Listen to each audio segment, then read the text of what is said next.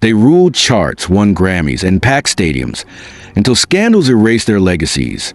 Beanie Man's homophobia firestorm, Vybz Kartel's life-taking conviction, Buju Banton's decade in prison. This is the untold story of reggae's fallen icons. The crimes, controversies, and comebacks they never wanted you to know, exposed. First among the figures whose names cast shadows instead of light was Moses Anthony Davis, better known as Beanie Man. His ascent was nothing short of coronation. 8 consecutive DJ of the Year awards, a Grammy for Art and Life, international collaborations with icons like Janet Jackson, and a soundtrack of hits that rode the winds across continents.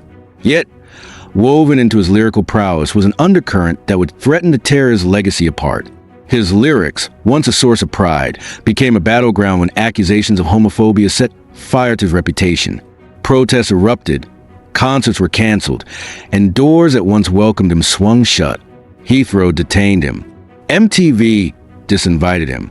Yet Beanie Man danced between apology and denial, once disavowing his incendiary lyrics, later retracing his words and fanning the flames anew. The Reggae Compassionate Act, meant to be a bomb, was signed and then denied, leaving a tangled trail of broken trust behind him.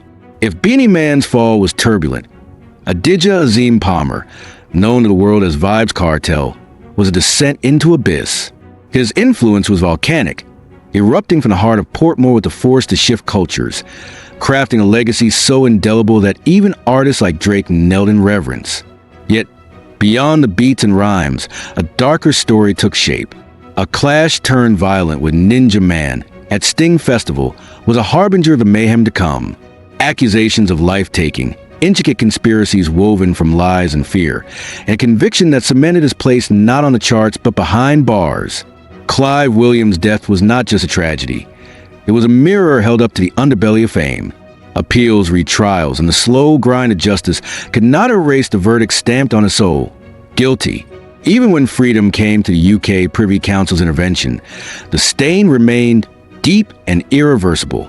From there, the tale shifts to Clifton George Bailey III, called Capleton the Prophet, a man who once climbed the heights preaching fire and righteousness. Capleton's journey twisted into paradox. His performances seared with passion, his words laced with metaphor, or so he claimed. But metaphors can wound as sharply as swords.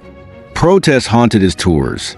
Switzerland, the United States, and beyond found no welcome for a man whose lyrics many read not as allegory, but as anthems of exclusion. For Capleton, fire became not just a symbol of purification, but a consuming blaze that threatened to leave only ashes in its wake.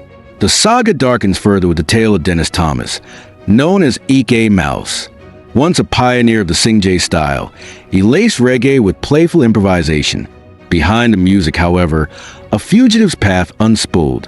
Arrested in the United States for grotesque crimes and narcotics, he fled justice, weaving through continents, slipping through cracks in the law until finally, cornered in Paraguay, he was dragged back to answer for his sins. A plea deal, a guilty admission, and a swift deportation back to Jamaica concluded a chapter not just a disgrace, but betrayal of the very people who once sang his praises. As the narrative threads deeper into the mire, Miguel Orlando Collins, who crowned himself Sizzla Kalonji, emerges.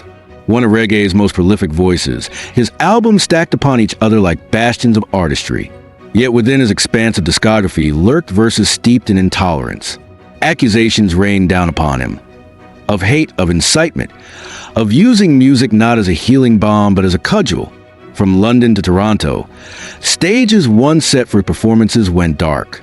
Visa revocations, concert cancellations, and international censure marked a career once destined for glory. Now marred by controversy, he stubbornly refused to acknowledge. Buju Banton, born Mark Anthony Myrie, carried the torch of reggae with ferocity matched by few.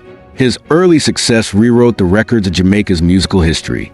But in 1992, a song titled Boom Bye Bye ignited a firestorm that would shadow him for decades. As his fame soared, so too did the chorus of condemnation. His entanglement with the U.S. justice system on drug trafficking charges only compounded the turmoil. A decade-long imprisonment, a return to a homeland both eager and cautious, and a reluctant reckoning with his past left Buju not just a legend but a cautionary tale of talent undone by personal demons. Rodney Basil Price, who the world reveres and reviles as Bounty K, carved his name into the annals of dancehall history with thunderous authority. His early life bore scars, both physical from a stray bullet and emotional from a society fraying at the seams. His music roared with defiance, but the rage was not confined to records. Arrests piled up like forgotten verses. Assaults, traffic violations, and at his darkest moment, an accusation of beating the mother of his child.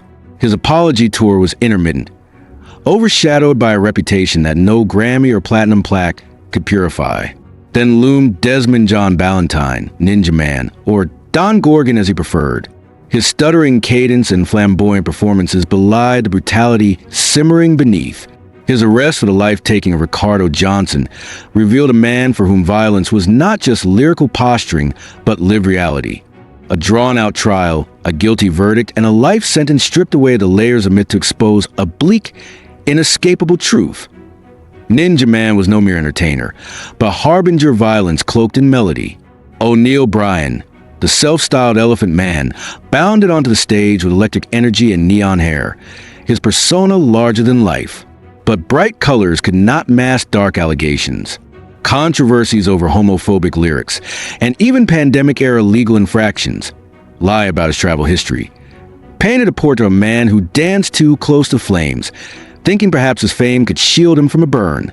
T.O.K., the one self-anointed world's greatest dancehall reggae boy band, marched forward with harmonies and hope, yet even their polished veneer could not withstand the backlash. Lyrics in Chi Chi Man set them on a collision course with global human rights groups. Their attempt at damage control, the T.O.K., Compassion Act, read less as contrition and more as calculated maneuvering. When the music faded, so too did their relevance, a slow, quiet dissolution punctuated by solo careers struggling to ignite. The story hurtles onward to Marion Hall, baptized in the dancehall underworld as Lady Saw. She shattered ceilings with her raunchy anthems and brazen defiance of the male-dominated reggae hierarchy. Yet the controversy that clung to her was not born merely of explicit lyrics, but of a culture she refused to temper. Slackness, they called it, a badge she wore proudly, even as critics decried it as degradation. Eventually, weary of the battle, she abandoned Lady Saw altogether, embracing the name Minister Marion Hall and leaving behind a kingdom she helped build and nearly destroyed. Rex and Rawls and Fernando Gordon, Shabba ranks, dominated with voice so coarse it cut through the air like jagged glass. His Grammy wins and global stardom could not drown out the repercussions of his incendiary remarks on British television, where, clutching a Bible, he called for the crucifixion of gay. The fallout was swift and brutal. Contracts torn up, stages closed, fans disillusioned. His apology, while offered, came too late to retrieve the respect he had discarded in a moment of blind conviction. Glendale Gashia Gordon, known by the world as Busy Signal, appeared poised to redefine modern dancehall with relentless energy that kept him in constant motion. Yet when his path collided with U.S. authorities, arrested and extradited on drug-related charges, the momentum faltered. A brief imprisonment tarnished what could have been a meteoric, unblemished rise, serving as a grim reminder that no amount of creative output can outrun the long shadow of criminality. Tommy Lee Sparta, born Leroy Russell Jr., emerged from Montego Bay with a gothic edge that set him apart, a dark prince in a kingdom of sunshine rhythms. Yet his dalliance with legal troubles, from allegations of lottery scamming to fire weapon possession, painted a portrait not of misunderstood artistry, but of self-destruction cloaked in theatrics. His feud with Bounty K, laced with diss tracks and public vitriol, blurred the lines between performance and reality, a descent from provocateur to pariah.